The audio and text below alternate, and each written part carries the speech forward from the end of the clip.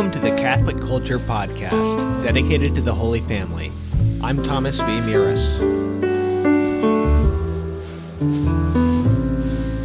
Today I'm speaking to Steve Auth about his work re-evangelizing Catholics on the streets of New York City.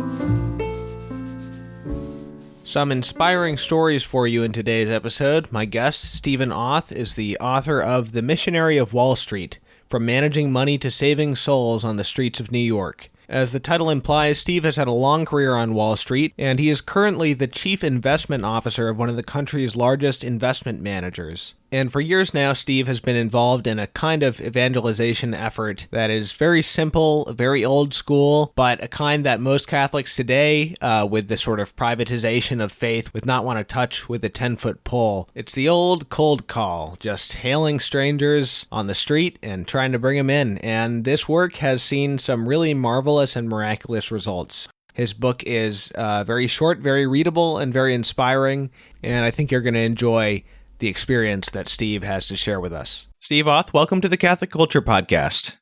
Thank you for having me, Thomas. Perhaps we can start with the beginning of this missionary work that you've been doing. It was Monsignor Donald Sicano, I believe, at Old St. Patrick's Cathedral on the Lower East Side of Manhattan, who asked you to begin this work. Now, did he approach you personally, or did he approach someone else and they sort of roped you in? How did this all happen?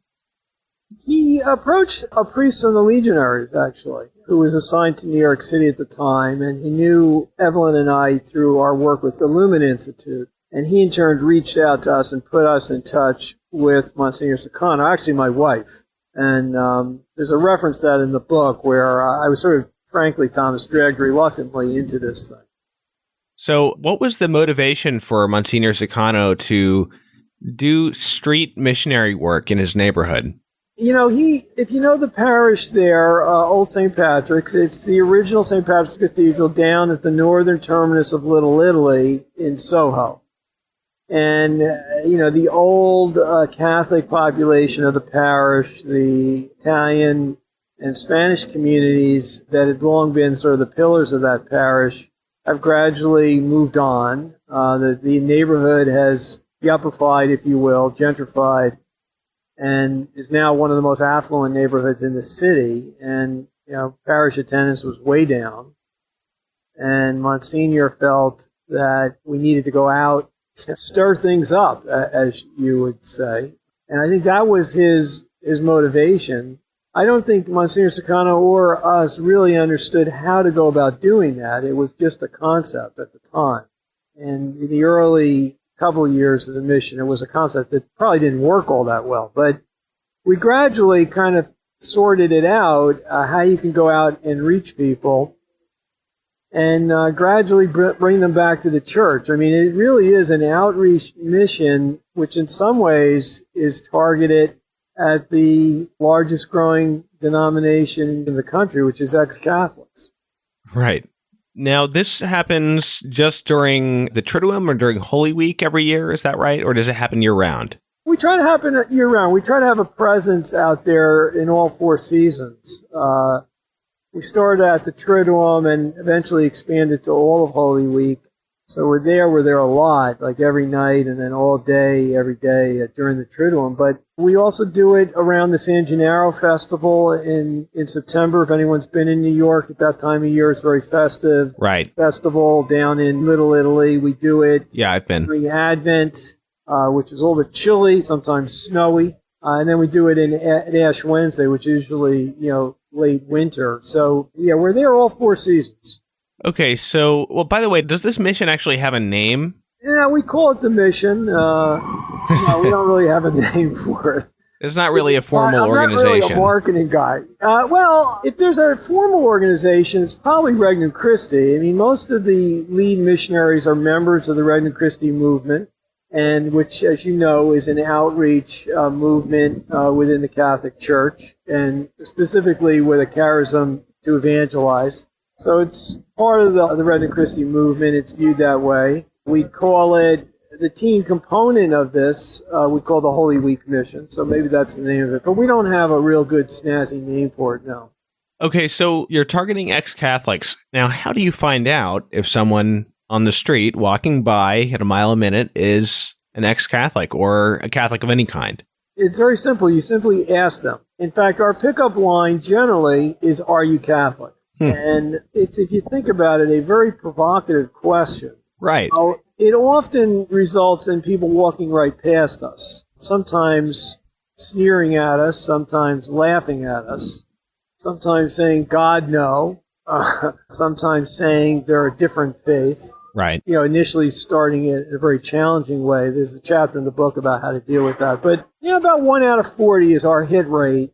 We'll say, yeah, they're Catholic. And then we'll ask them, would they like a service schedule? That's why we like to organize the mission around some kind of holiday of some form that a Catholic can identify with.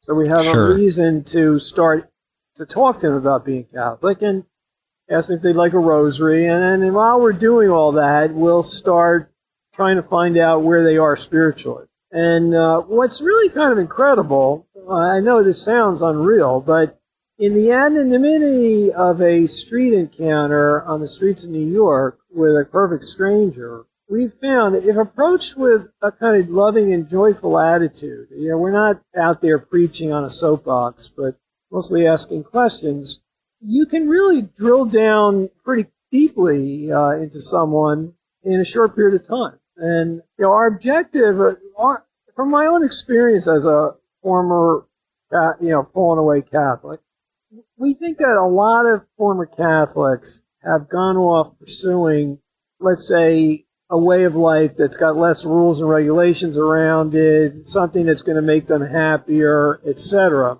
And, of course, having cut themselves off from God, they're frankly not as happy as they think they'd be. At least they're not as joyful, which is different than happiness.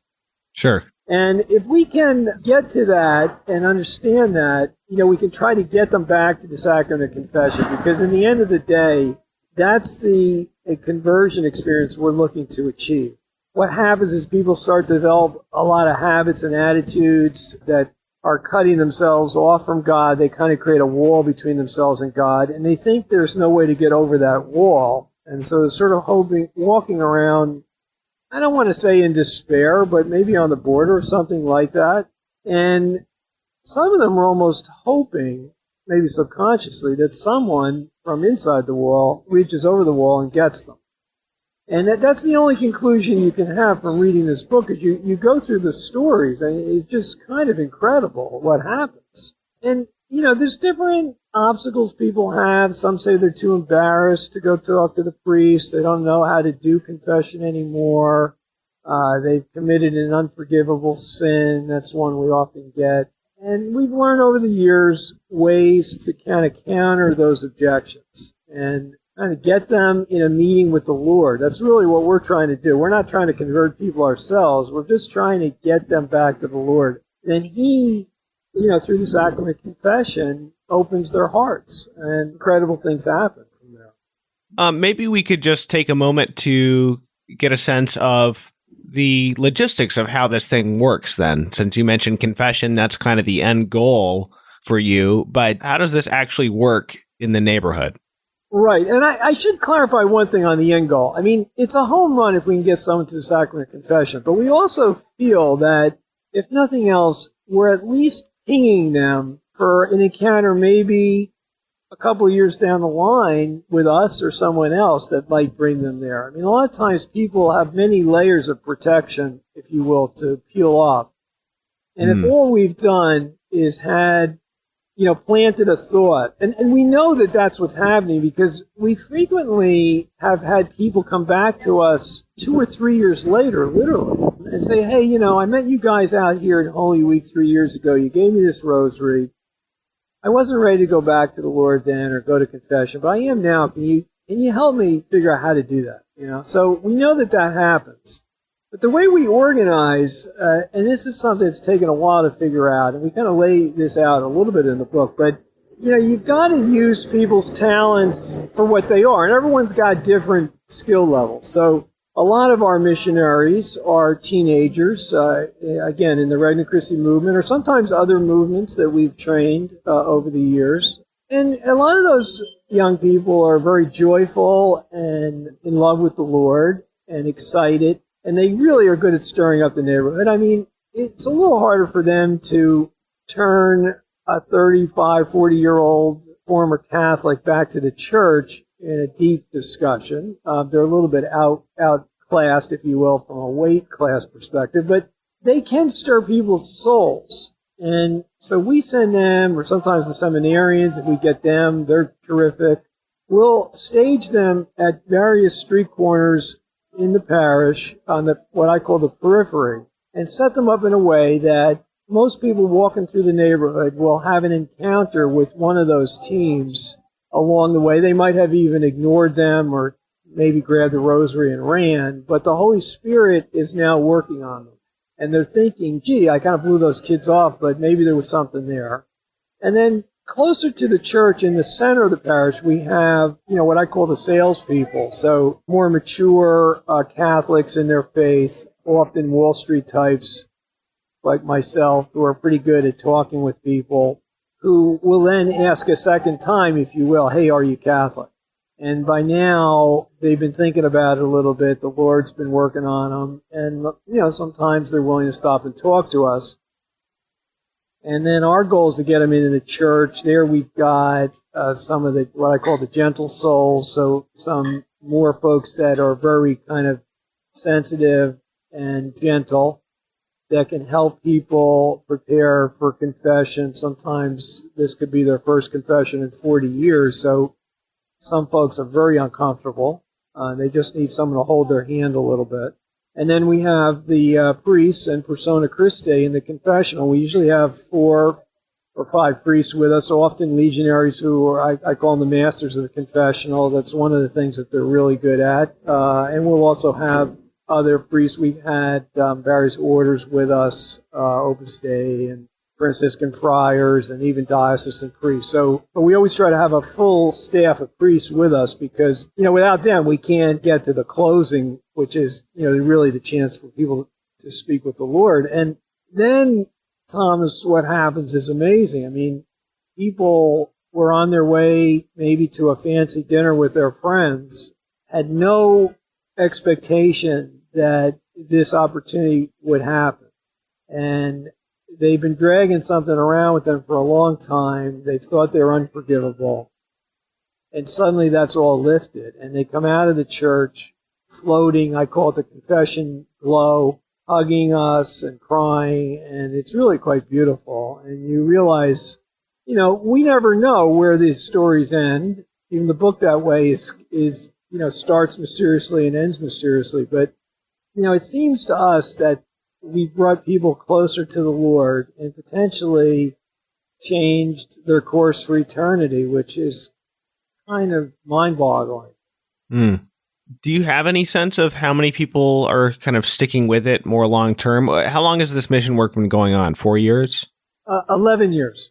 Oh, 11 years. Okay. Yeah, no, we've been doing it a long time. We think, rough math, we've greeted over 3 million people now on the streets of New York. I'd guess about a third of those, at least a third from outside the city, either from other parts of the country or even often from, because it's such a touristy neighborhood too, a lot of folks from Europe, even Asia.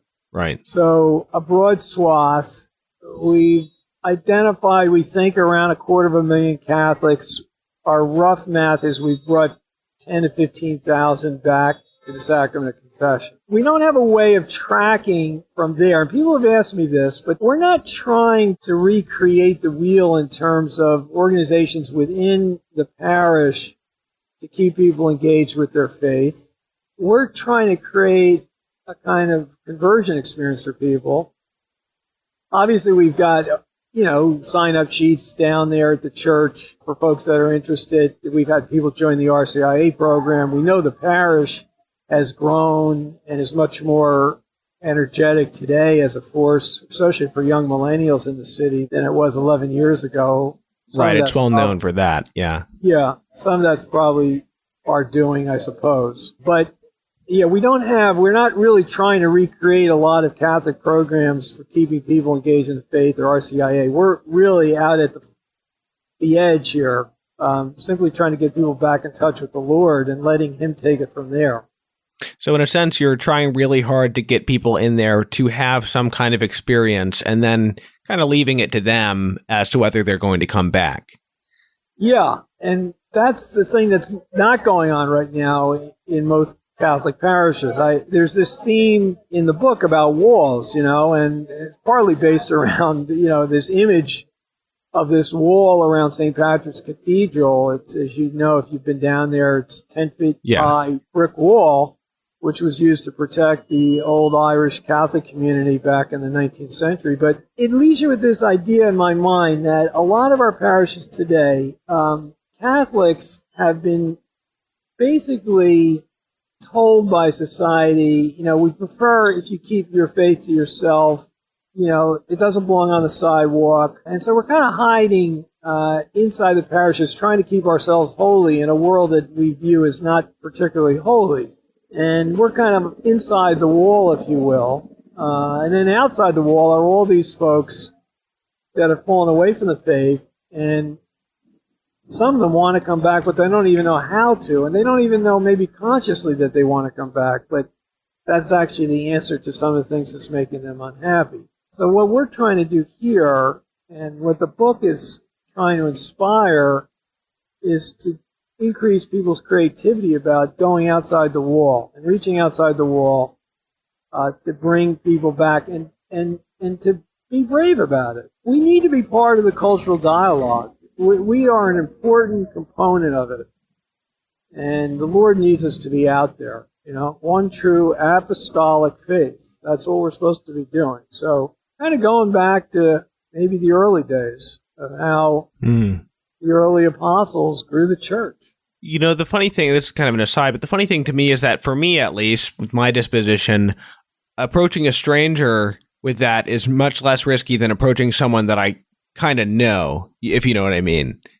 Yeah, there is something powerful because I have this pre-established relationship. It may be a professional relationship that I don't want to jeopardize by creating an uncomfortable situation or something like that. You know what I mean? Yeah, no, Thomas, that's completely it. I mean, the anonymity of a street-side encounter works well on both sides. Evelyn and I are involved in a variety of, outreach programs and things to get people that we know closer to the Lord, Wine and Wisdom series at our house and tours of the Met and things like that. And those are good at kind of bringing people along gradually, but there's something radical about approaching someone about the sacrament of confession. And that can radically change. And it's almost easier to do in an anonymous situation. Although one of the things we're hoping to inspire with this is, if this is true of various strangers, why isn't it true within our own circles, And there's actually good examples in the book, I think, of questions you can ask and ways that you can bring someone back. In fact, some people are buying the book just for the reason you said. They're like, I'm going to give one of these to every one of my kids, and as a way of raising this topic. Because we all have people in our circles who, are kind of Sunday Catholics maybe, but we probably suspect are not really fully practicing the faith. And we don't know how to advance the conversation. Yeah, that's very true.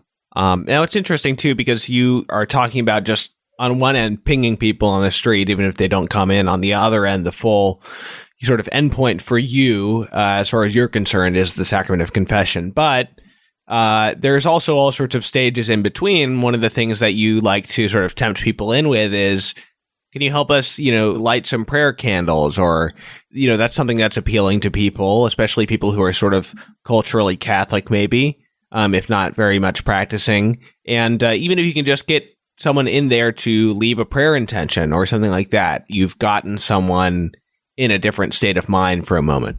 Yeah, rosaries and prayer candles are two things that even a fallen away Catholic, it stirs something in their hearts. And one of the easiest ways to get someone into the church is to ask them to light a prayer candle. I'll say, hey, we're trying to make a cross of candles in there. Why don't you go in, you leave a prayer intention. And even people of other faiths. I mean, we've had Muslims, Jews, Christians, Protestants. I mean, we'll get everyone in there helping us build a cross of candles before the Lord. And so part of our goal there, Thomas, is to simply get them to come into the church and feel His presence. We also know from experience that once people get in there, the Lord starts to work on them and they start to think about it. And we would have mentioned along the way the opportunity to go to confession, and they see the priest there hearing confessions. And we find that even in those circumstances where someone might have just gone in to light a candle, they'll be moved in the process to utilizing that sacrament to find their way back closer to Him. So it has two benefits. You've kind of developed this sense that for each missionary out there on the street, there may just be one person that only that missionary can bring in. Can you tell me a little bit about that? Yeah, I've seen over the years, and the original title for this book, by the way, Thomas, was called Delivered by Grace. At one level was taken from a story that's still in the book about a man who I had tried to bring in 40 years away from the church, wouldn't do it, various reasons why. Steve, you don't understand, I really can't do this, I've done something, blah, blah, the usual thing. And he went off. We'd had a beautiful encounter, but about an hour later, came out of the church, big bear of a man. Came out of the church, and I'm kind of wiry little guy. Came up and gave me a big bear hug, and kissing me. Oh, Steve, that's unbelievable. I feel like I've shed 50 pounds. And I said, John, how did that happen? I mean, I tried to get you to go in there. You said you didn't want to go to the sacrament of confession. And he says, well, it was that young woman you had in front of the church. She was really engaging, and she's the one who talked me in. Or what's her name? And I said, well, her name is Grace. And he says, well, that's it. I was delivered by grace. And that became for many years as I was working on this book, the working title of the book. But partly because of that incident, and partly because of what it really means as you read the book, is that there was this guy delivered by a girl named Grace, a woman named Grace. And she was a different missionary who, as she said, was that one person to bring him in. But part of it is the missionaries are the ones who are delivered by grace. The process of working with the Lord like this, you can see the missionaries, and present company included, being called to a deeper conversion, really, of faith as you witness what He does with people. And one of the things that this missionary really began to understand is that it's not about me, it's about Him. And each of us has our own particular personality, background, that just happen to sync up just right with some person that the Lord is reaching out to.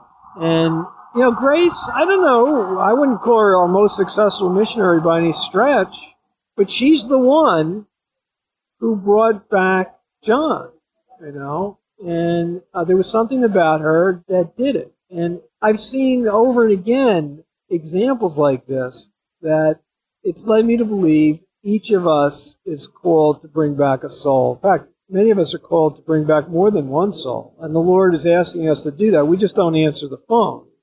And we think, well, I'm not qualified, I'm not Steve or I'm not Grace, but you're Thomas. And there's something uniquely about you that, if you think about it, might be just the right person. And there's stories in the book about this, of these unique situations that, frankly, are way too many coincidences for anything other than a supernatural explanation, that had to do with a particular missionary and a particular person. I was about to ask about that. Yeah, so we have to wrap up in a little bit here, but I wonder if I could get you to share two particular stories from this book, The Missionary of Wall Street, which is filled with stories. I wanted to hear the one that opens the book, and I also wanted to hear the one involving your art tours at the Met. Okay, well, I can speak to both of those. The first one, the opening of the book, is very dramatic, and it's not really explained in the book, Thomas, but I did not belong. To refresh the folks on the call here, I haven't read the book yet, but it opens on this dark alley, Baxter Street, outside of a small church called the Church of the Most Precious Blood. A missionary standing alone in the fog. It's late at night, and there's nobody around. The story's called No Longer Alone, and a man appears in the mist. And the missionary asks him if he's Catholic. He doesn't respond.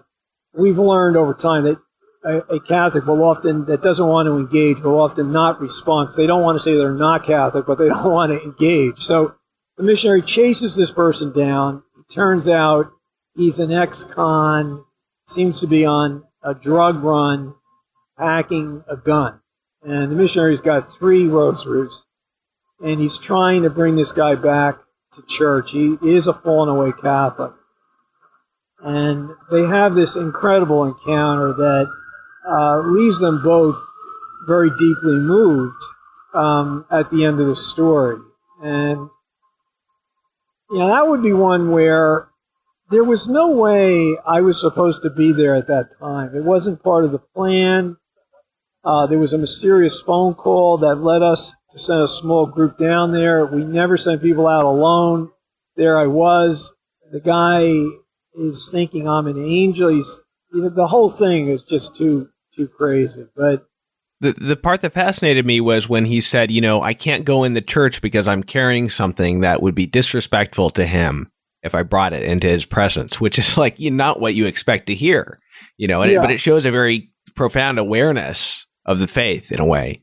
Yeah. And, Thomas, a lot of people, it's a good example, happens early on in the book, that we think people have lost their conscience, but of course they haven't, right? That's given to them by God. It's given to us by God. So it's there. It just needs to be tweaked to be reminded. And, that's a kind of a theme of the book. The second story is also very mysterious, and it's the one that maybe, it happens early in the mission, about 2 or 3 years into it, and I'd been dragged into the thing by my wife. I told her it would never work, but gradually it started to work. And then this incident happened that left me completely blown away and realizing there's something very supernatural happening. And so this is a slightly longer story, so I'm going to try to make it as short as I can. But we're out there, my partner and I, Bob Infinger, who's a missionary that I had first met, also Lumen Institute member, down in Mexico on a mission, and he was working with me, Dan, still works with me to this day, usually together. Anyway, Bob, I just asked a man if he's Catholic. I had just arrived on the street corner as the guy bumps into me, or I bump into him, and he says, been there, done that, and this guy's in his 50s. So I ask him, hey, what do you mean been there, done that? He's in a hurry. So I'm walking along with him. We've learned to do that rather than let him go running past us. Long story short, the guy, fell away from the faith 40 years ago because he concluded the Catholic Mass and all the traditions and rituals around it was made up. It was all a lot of hooey, and he's now on a path to have his own relationship with God. I ask him how that's going, and the answer's not well, which is usually the answer, by the way, when people tell you that. And so we start talking, and I can't get him. I'm trying to get him to go to church. Can't get anywhere with him. He's in a hurry. He's trying to get to the airport. He lives in Canada. He's a businessman, wrapping up business, he says, in New York. So I ask him, what else does he do? Had been doing in New York, and he'd been up to the Met. Now, that kind of signals something in my mind because my wife and I, one of our other little evangelical things is this tour we give of the Met called Man's Search for God, A History of Art Through the Prism of Faith. And so it's a wonderful tour of the Met, by the way. But I wanted to add a painting to the tour called The Supper to Emmaus, which is a counter-Reformation painting by Diego Velázquez in the 1600s. So it took me a while, a couple weeks earlier, to find the painting. It's in a remote corner of the Met at that time. But I'd been studying it carefully, and I'll explain it in a moment. But I asked Mike what he's been doing. Actually, in the book, it's Rich, by the way. It's the name of my older son. All the names are changed in the book. So I asked Rich, what else he'd been doing. He'd been up at the Met. I see anything interesting. Well, I saw this painting, something about Emmaus, and I don't really know what it was about, but it kind of interested me. So kind of alarm bells go off in my head. I go, this is a little weird. And I said to him, Rich, you're in New York. You go to the Met.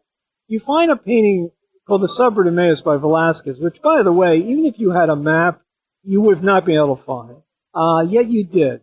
And that painting is about the reason that you left the church. It's about the first Mass. It's in Luke 21, and it's the first Mass post the Last Supper. And it's the tradition around which the early Christians formulate the Mass. The road to Emmaus is basically the liturgy of the Word, and then in blessing of the bread, the Eucharist, they recognize the risen Lord, and these forlorn disciples are turned into the first evangelists, converted, if you will, at the moment, rush back to Jerusalem. I think everyone on your call probably knows that story. So I'm going through this with Mike, and it's like bells are going off in his head, but tears are welling up in his eyes. I ask him, Rich, sorry for flipping back and forth on names here, but anyway, Rich, what's wrong? And he goes, Steve, I'm dying. I have 3 forms of cancer. So now I'm thinking to myself, this is too unreal. And I say, Rich, the Lord's reaching out to you here.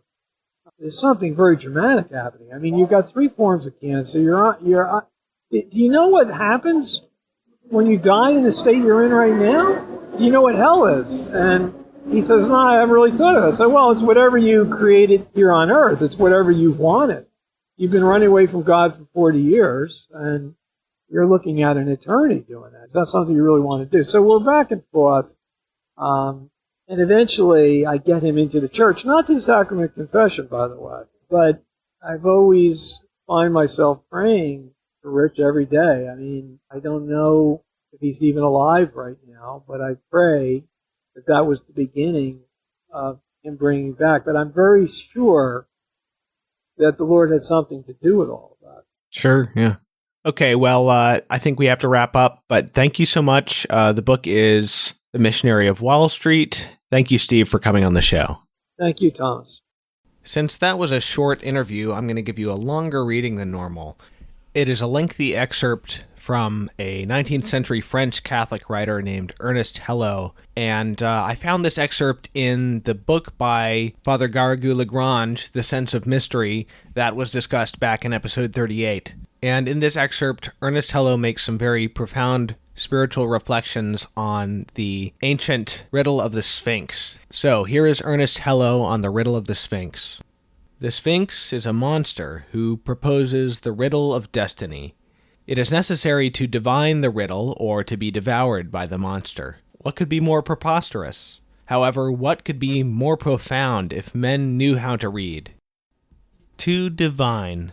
In human language, this word has a truly singular status, for the thing that it expresses does not seem to be at man's disposal. And yet, for man, it is a matter of importance that makes him tremble. In order to accomplish this thing, there is not a foreknown process, and yet nobody can express the regret to which he who does not accomplish it is exposed. Life combines together persons and things, the good, the bad, the mediocre, the very good, the very bad, the sublime, the hideous. All of these jostle among each other on the roads of life. We live upon appearances. A multitude of veils hide the reality. Men do not speak their secrets, they keep their uniform. The man who would see from his window a very populous road would be terrified if he were to reflect upon the magnificent or awful realities that pass before him without speaking their name, profoundly disguised, covered, dissimulated. Yet the dread of this unspeaking, intelligent spectator of the crowd would grow if he would say to himself, "My life depends, perhaps, upon one of the men who passes by here under my very eyes. However, if he is there, by what sign can he be recognized?" Everything warns the man who may need to divine, and there is no rule for divining well. Whence the Sphinx. The spectacle of things that it is necessary to divine, and that one cannot divine, led antiquity to the edge of an abyss, and the abyss has drawn its prey. This abyss, it is fatalism. On the edge of fatalism, leaning over the chasm, the Sphinx stands, with an attitude at once mysterious and terrible. If fatalism were true, all questions would be insoluble, and the only appropriate response to them would be despair. However, in general, the questions that seem to call for a despairing response are questions that are posed poorly, and the despairing responses often are as superficial as their seeming profundity. Throughout all time, there is in this world an unknown to be brought to light, an X, indeed a great X that defies the resources of algebra. The ancient Sphinx wished that there would not be a response. There is a response, and we can slay the Sphinx. How are we to divine? A poor man approaches and asks for hospitality. Perhaps he is an angel of the Lord, but also perhaps he is an assassin. Therefore, how are we to divine? Must we make an effort of thought, an astonishing act of intelligence? No, see now the secret. To divine, it is to love. Left to itself, the intellect embarks upon an ocean of thoughts. The problem of life stands before it, and if the compass's needle has lost its knowledge for finding the north, if the compass is distracted, the intellect very easily can arrive, in practice, at doubt, in theory, at fatalism. The ancient Sphinx, it is the impotent intellect, arriving at despair and rushing toward death. Love knows better its path. In practice, it arrives at the light, in theory at justice. This recompense, conferred upon him who divines, refused to him who does not divine, contains a supreme justice, a justice that is superior to the justice that speaks its rules. He who divines is repaid, for he who divines is he who loves. He who does not divine is not repaid, for he who does not divine is he who does not love. He who loves grandeur, and he who loves the forsaken, will recognize grandeur, if grandeur is there. So that's the excerpt from Ernest Hello. It's striking, isn't it? I've certainly found that when puzzling in my head over the right and wrong of something, especially in a matter where there may be some gray area or no clear-cut moral principle by which to determine my actions, when I look at it in terms of love, it suddenly becomes simplified and provides the key to that which my abstract reasoning could not unlock. Okay, so I'm going to be out of town for just over a week, starting next week, and I'm going to take a week off the podcast. I haven't decided the schedule yet, but I think what's going to happen is I will put out no episode next week, but then I will put one out the week after that. But regardless, there will be only one episode in the next 2 weeks, and then the regular schedule should resume. So in the meantime, I hope everyone's having a wonderful summer, and God bless you.